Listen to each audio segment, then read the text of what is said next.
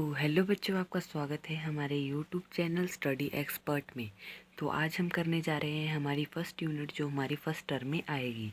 इस यूनिट का नाम है वास्तविक संख्याएं। तो आज हम इसके बारे में पढ़ने जा रहे हैं। तो ये यूनिट आपको फर्स्ट टर्म में आएगी, आप इसे पक्की कर लेना। ये इसमें से आपको 5 नंबर का ज़रूर आएगा। तो आज हम बात करेंगे कि उनमें से कौन कौन से इम्पोर्टेंट क्वेश्चंस हैं, कौन कौन से आपको आएंगे और कौन कौन से नहीं आएंगे। तो बने रहिए हमारी वीडियो के साथ। तो हम आज करेंगे हमारी 1.1 एक्सरसाइज, जिसमें हमें बस एक ही क्वेश्चन आएगा जो बहुत इम्पोर्टेंट है। बस इनमें से कोई एक क्वेश्चन आपको ज़रूर आएगा, इसलिए आप इन तीनों को पक्का कर दीजिए। तो ये क्वेश्चन आपको कराते हैं। हमें इस फर्स्ट क्वेश्चन में कहा गया है निम्नलिखित संख्याओं का एचसीएफ ज्ञात करें। करने के लिए यूक्लिड विभाजन एल्गोरिथम का प्रयोग कीजिए। ये यूक्लिड विभाजन एल्गोरिथम क्या है? ये हमारा एक फॉर्मूला है जिसके ज़रिए हम इसे करेंगे, मतलब इन क्वेश्चंस को करेंगे। एक क्वेश्चंस को करने का तरीका है। तो हम इसमें से कोई एक क्वेश्चन कर लेते हैं, हम फर्स्ट कर लेते हैं और 2 आप खुद करेंगे। हम आपको बस सिखाएंगे। ये देखिए हमारे फर्स्ट क्वेश्चन लिख लेते हैं हम। तो ये हमारा फर्स्ट क्वेश्चन है जिसे हम करेंगे हमारी यूक्लिड विभाजन एल्गोरिथम से करेंगे हम इस क्वेश्चन को। ये क्वेश्चन है, देखिए 135 और 225। तो इसे करना कैसे, ये बिल्कुल बहुत सिंपल है। बस आपको सबसे पहले जैसे हम करते हैं इनमें से ग्रेटर देन एंड छोटा कौन है और बड़ा कौन है ये पता करना है आपको। तो ये फर्स्ट स्टेप है हमारा।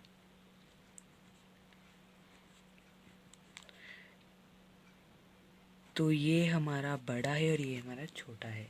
तो हम इसे अंदर ले लेंगे। ये देखिए 5 और 1 3 5। अब इसे डिवाइड करना है। डिवाइड करना तो बहुत आसान होता है। तो इसे डिवाइड कैसे करेंगे, कोई बताएगा? इसे डिवाइड करना बहुत सिंपल है। अगर इसे आप इसका टेबल आता है आपको तो इसका टेबल से कर लीजिए, मगर ये टेबल से नहीं जाएगा। हम 1 जा 335, हमारे पास शेष बचेगा 90। 90 कैसे बचा? इधर से 0 और इधर से हमारे पास बचा, हम इधर से कैरी ले लेंगे, इधर बचेगा 1 और इधर हो जाएगा 12। ठीक। तो हमारा अगला स्टेप क्या है, हम इसे भी डिवाइड करेंगे। हम इसे अंदर ले लेंगे और इससे डिवाइड करेंगे। बस ये इसमें रूल है, जब तक आपका क्वेश्चन ख़त्म नहीं होता है आपको इसे करते रहना है। इससे जैसे हमारे पास ये आंसर आ गया, आपको जिससे किया है उससे करना है। तब अंदर लिख देंगे 135। तो ये भी नहीं जाएगा 9, तो हम इसे 1 से ही कर देते हैं 90। हमारे पास शेष बचा 45। तो 45 बचेगा हमारे पास। जब तक हमारी वैल्यू ख़त्म नहीं होती हम तब तक इसे करते रहेंगे। अब हम अंदर लिखेंगे 90 अंदर लिख देंगे। और 45 2 जा होता है 90। ये वेरी सिंपल है और हमारा इधर ख़त्म। तो यही हमारा ये फॉर्मूला है, मगर हमारा क्वेश्चन अभी ख़त्म नहीं हुआ है। हमें क्वेश्चन में क्या कहा गया है, एचसीएफ ज्ञात करें। तो हमें इसका एचसीएफ भी ज्ञात करना है। तो इसे ज्ञात करने के लिए हम आपको बताते हैं क्या करना है। भाज्य इक्वल टू भाजक मल्टीप्लाई भागफल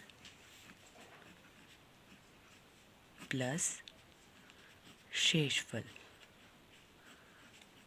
अब आपको बताते हैं भाज्य क्या होता है, भाजक क्या होता है, भागफल क्या होता है और शेषफल क्या होता है। हमारा भाज्य होता है जिसे हम डिवाइड कर रहे हों, ये हमारा भाज्य है। 225 हमारा भाज्य है और हमारा भाज्य है जिससे हम इसे डिवाइड कर रहे हो। हम इसे किससे डिवाइड कर रहे हैं, इसे 135 से हम इसे डिवाइड कर रहे हैं, इसीलिए यह हमारा भाजक हुआ। 5 मल्टीप्लाई भागफल होता है हमारा, भागफल है हमारा 1। भागफल जिससे हमने इसे किया उसे भागफल कहते हैं। तो हमारा भागफल है 1 और प्लस शेषफल जो हमारे पास बचा वो उसे कहलाता है वो शेषफल 90। इसका तो हो गया, इस वाले का हमारा क्लियर हो गया। ये हमारा भाजक है, ये भाज्य है और ये शेषफल है और ये है भागफल। बस यही है। और तब इसमें भी आपको ऐसे ही लिखना है। इस दूसरे वाला है हमारा, इसमें हम लिखेंगे हमारा इसमें भाज्य है 135 और हमारा भाज्य कौन है 90, जिससे हम इसे डिवाइड कर रहे हैं।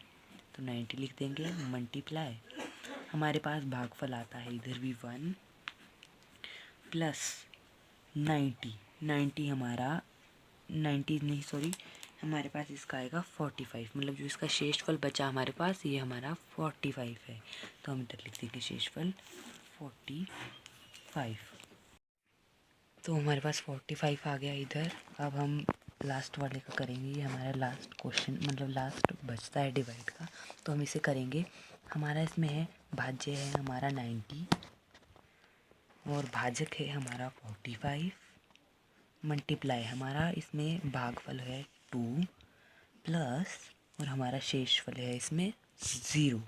ये हमारा शेषफल है, मतलब हमारा क्वेश्चन होता है 45 से ख़त्म। हमारा क्वेश्चन इस चीज़ ने ख़त्म किया है। तो अब हम इसका एलसीएम बताते हैं क्या होगा। एलसीएम इसका होगा, देखिए जैसे हमने ये किया है सॉरी एचसीएफ, तो हमारा एचसीएफ आता है 45। क्योंकि हमारा ये क्वेश्चन होता है 45 से ही ख़त्म, मतलब ये हमारा लास्ट भाजक था। जो भी आपका क्वेश्चन में लास्ट भाजक आएगा वही आपका एचसीएफ है। तो हमें इसका आंसर क्या प्राप्त हुआ, हमारे क्वेश्चन थे 135 और 225 का एचसीएफ इजिकल टू हमारा एचसीएफ आता है 45। तो ये हमारे क्वेश्चन का आंसर है। तो अब हम बढ़ते हैं हमारी नेक्स्ट एक्सरसाइज की तरफ। ये हमारे इम्पोर्टेंट क्वेश्चन नहीं है, जो 2, 3, 4 और 5 है, ये नहीं आते हैं पेपर में, ये इम्पोर्टेंट नहीं है 1.2 की तरफ। इसमें हमारा फर्स्ट क्वेश्चन क्या है, निम्नलिखित संख्याओं को अभाज्य गुणनखंड के गुणनफल के रूप में व्यक्त कीजिए। ये हमारा क्वेश्चन है।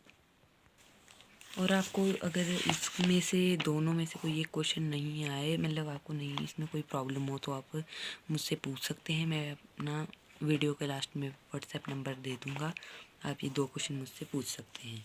तो हम आते हैं हमारी 1.2 की तरफ। इसमें से हम करते हैं कौन सा क्वेश्चन, हम ये वाला कर लेते हैं और आप ये और सिंपल ये और आप खुद करेंगे। तो हमारा ये क्वेश्चन में क्या कहा गया है, गुणनखंडों के गुणनफल के रूप में व्यक्त कीजिए। हमें इसे गुणनखंडों के गुणनफल के रूप में व्यक्त करना है। तो इसे कैसे करेंगे देखिए। तो हमें इसका क्या करना है, गुणनखंडों के गुणनफल के रूप में इसे व्यक्त करना है। तो इसे क्या करेंगे, बस इसके गुणनखंड निकालने हैं, वो तो आप सभी को आते ही होंगे, बस वही सिंपल क्वेश्चन है।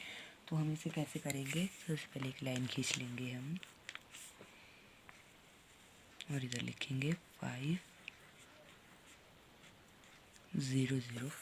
तो ये किससे जाएगा, सबसे पहले तो ये 2 से तो नहीं जाएगा, 3 से भी नहीं जाएगा, 4 से भी नहीं जाएगा। अगर आपको नहीं लग रहा है तो आप साइड में रफ काम में करके देख लीजिए। तो हमें पता है ये किससे जाएगा, ये जाएगा 5 से। तो कैसे जाएगा 5 से, 5 पंजा 5, 0 की 0 और 5 पंजा 5। ये दोबारा 5 से जाएगा, क्योंकि अब हम छोटी रकम तो बीच में नहीं ले सकते हैं, तो ये दोबारा 5 से जाएगा। और इसका क्या होगा, तो ये जाएगा हमारा 45। हमारा एचसीएफ आ चुका है 45। अब हम आते हैं हमारी नेक्स्ट एक्सरसाइज की तरफ, जो है 1.2। इसमें क्या कहा गया है, निम्नलिखित संख्याओं को अभाज्य गुणनखंड के गुणनफल के रूप में व्यक्त कीजिए। हमें इसमें क्या करना है, गुणनखंडों के गुणनफल के रूप में व्यक्त करना है।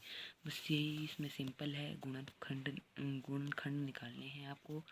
और आपको अगर कोई 1.1 में से इन दोनों में से कोई डिफ़िकल्ट लगेगा तो आप मुझे पूछ सकते हैं, मैं लास्ट में अपना व्हाट्सएप नंबर दे दूँगा, तो आप मुझसे पूछ सकते हैं। और अब हम आते हैं हमारे इस क्वेश्चन की तरफ। हम इसमें से कर लेते हैं, ये वाला कर लेते हैं हम इसमें। तो इसे कैसे करना है मैं आपको बताता हूँ। तो इसके हमें गुणनखंड निकालने हैं। गुणनखंड निकालने के लिए सबसे पहले हम ऐसे करेंगे, तो बहुत आसान है, 5005। अगर आपको नहीं आ रहा है ये किससे जाएगा तो हम 2 से ट्राई करेंगे। 2 से अपने साथ में क्या करना है, ऐसे से डिवाइड करके देख लेना है कि ये 2 से पूरा कट रहा है नीचे तक। अगर नहीं कटेगा तो आप 2 से नहीं करेंगे, 3 से करेंगे। 3 से भी नहीं जाएगा तो 4 से, 5 से, तो मुझे पता है ये 5 से ही जाएगा। तो होता है 5 × 5 0 0 और इधर हमारा 1, ये हमारा इतना आ गया। अब ये 5 से नहीं जाएगा क्योंकि मुझे पता है, आपको अगर डाउट लग रहा है तो आप 5 से कर सकते हैं।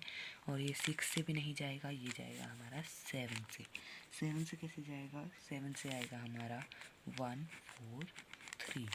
आप अगर आपको नहीं आ रहा है समझ तो आप साथ में ऐसे डिवाइड करके देख सकते हैं, 7 1 0 0 1। ये ऐसे आप डिवाइड करेंगे तो बहुत सिंपल हो जाएगा। अगर आपको आता है तो आप ऐसे कीजिए, ये बहुत सिंपल है। और अभी किससे जाएगा, ये ना 8 से जाएगा। आपको नहीं आता तो आप एक रफ कागज़ पे साइड में करके देख लीजिए। ये 8 से भी नहीं जाएगा, 9 से भी नहीं जाएगा, 10 से भी नहीं जाएगा, ये जाएगा 11 से। कैसे जाएगा 11 से, 11 से जाएगा और इसमें हमारे पास शेष बचेगा 13 तो किसी के टेबल में आता ही नहीं है, 13 आता है सिर्फ 13 के टेबल में। तो हमारे पास क्या बनते हैं इसके गुणनफल, हमारे पास बचते हैं 5 × 7 × 11 × 13। और ये किसके हैं, 5 0 0 5 की ये हमारे पास गुणनफल प्राप्त हुआ। तो यही इसका आंसर है। हम इसे आगे तक नहीं करेंगे क्योंकि यही इसका आंसर है। और अगर इसमें किसी चीज़ के जोड़े बनते हैं, जैसे हमारे पास इसमें 5 2 बार आ जाता है, सोचो ऐसे आ जाता हमारे पास 5 × 5, तो हम इसे ऐसे लिख देते, इसका एक मतलब इसका जोड़ा बन जाना था 11 × 13। तो हमें क्या करना था, हम जोड़े, अगर आपके किसी भी इनमें से किसी भी क्वेश्चन में आपके जैसे 2 जोड़े बनेंगे ना, जैसे आपको 2 2 बार आ गया तो आप उसे एक ही बार लिखेंगे। तो हम उसे करके दिखा देते हैं, किसी क्वेश्चन में आएगा ये, हम फर्स्ट करके बता देते हैं। वेरी सिंपल क्वेश्चन है कि अगर 2 जोड़े हैं तो आपको कैसे करना है। तो हम करेंगे इसका फर्स्ट 140, इसके करके देख लेते हैं। इसमें शायद 2 बार 2 आ सकता है। 140 को 2 से स्टार्ट करेंगे हम, 2 सबसे छोटी है तो ये जाएगा 2 7 × 14 होता है, 0 का 0। और फिर ये जाएगा दोबारा 2 से, 2 35 × 70। और फिर अब ये जाएगा 5 से, 5 35 आता है हमारे 7 से, 3 7 × 35। और 7 तो किसी के टेबल में आता ही नहीं है, 7 मात्र 7 के टेबल में आता है। और ये हमारा हो गया। और 140 के गुणनफल हमारे पास प्राप्त होता है 2 × 2 × 5 × 7। तो इसमें से ये 2 हैं इसलिए इसका एक जोड़ा बन जाएगा और हम इसे एक ही बार लिखेंगे, 5 × 7 हम इसे एक ही बार लिखेंगे और ये हमारा आंसर आ जाएगा। तो और क्वेश्चन आप खुद करेंगे, सेकंड, थर्ड और फिफ्थ। अगर इनमें से आपको किसी में प्रॉब्लम आती है तो आप व्हाट्सएप नंबर पे पूछ सकते हैं। अब आते हैं हम अपने सेकंड क्वेश्चन पे। ये इसमें बस ये 4 ही क्वेश्चन इंपॉर्टेंट है, इधर तक ये पेपर में नहीं आएंगे, ये 3 ऐसे आ भी सकते हैं मगर ये इतने इंपॉर्टेंट नहीं है, इसके बिल्कुल भी चांसेस नहीं है। तो अब हम आते हैं हमारे क्वेश्चन नंबर सेकंड की तरफ। अब हम आते हैं अपने क्वेश्चन नंबर सेकंड की तरफ, जिसमें कहा गया है पूर्णांकों के निम्नलिखित युग्मों के HCF और LCM ज्ञात कीजिए तथा इसकी जांच कीजिए कि दो संख्याओं का गुणनफल = HCF × LCM है। तो हम इसमें से ये वाला कर देते हैं, अगर आपको और आप ये दोनों करेंगे तो हम करते हैं 26 और 91। हम इसे 2 तरीक़ों से कर सकते हैं, एक तो ऐसे और एक कैसे करेंगे। और ये वाला तरीका थोड़ा मुश्किल होता है, अगर कोई ये ना करना चाहे तो हम इसे सिंपल तरीके से भी कर सकते हैं। जैसे कि हम इसे अलग अलग गुणनखंड गिनेंगे, जैसे हमने क्वेश्चन नंबर 1 में किए थे, हम इसके अलग अलग भी कर सकते हैं। तो अलग अलग करने में आसान होता है बहुत, तो हम अलग अलग करने का ही स्टाइल बताते हैं। तो होता है 2 13 जा होता है 26 और 13 तो आपको पता ही 13 के टेबल में आता है, ये कट जाएगा हमारा इधर क्वेश्चन। और ये होता है 7 13 जा 91 और 13 तो आपको पता ही 13 के टेबल से ही जाता है और ये हमारा इधर भी कैंसिल। तो अब आपको पद प्राप्त होगा जैसे हमने इस वाले क्वेश्चन में किया था ना, वैसे ही हमें इसमें भी लिखना है। हम लिख देंगे 26 इज इक्वल टू 2 मल्टीप्लाई 13 और 91 इज इक्वल टू 7 मल्टीप्लाई 13। तो ऐसे लिखने के बाद हम नीचे करेंगे HCF ऑफ 26 एंड 91। ऐसे लिखना बहुत ज़रूरी है, ये आप ज़रूर लिखें।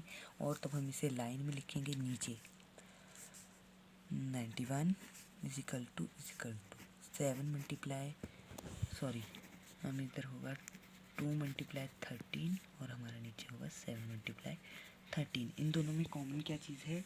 कॉमन है हमारा 13। कॉमन हमारा 13 है तो हमारा HCF सिद्ध होता है। HCF हमारा 13 आ चुका है। जो भी आपको कॉमन चीज़ है वो हमारा HCF प्राप्त होता है हमारे पास 13। तो हम LCM निकालेंगे। LCM is equal to 2 multiply 13 and 7 multiply 13। तो ऐसे आपने लिख देना है, जिसके बाद हमें इनमें से एक ही 13 लेना है। हमारे पास 2 13 है, हम ले लेंगे 113 मल्टीप्लाई 2 मल्टीप्लाई 7। हमें ये लिख देना है। हमने क्या किया, पीछे से हमने एक ही 13 लिया, 2 थे इसलिए हम एक 13 लेंगे। आपके पास कोई भी वैल्यू 2 आती है तो आप उससे एक ही लेंगे।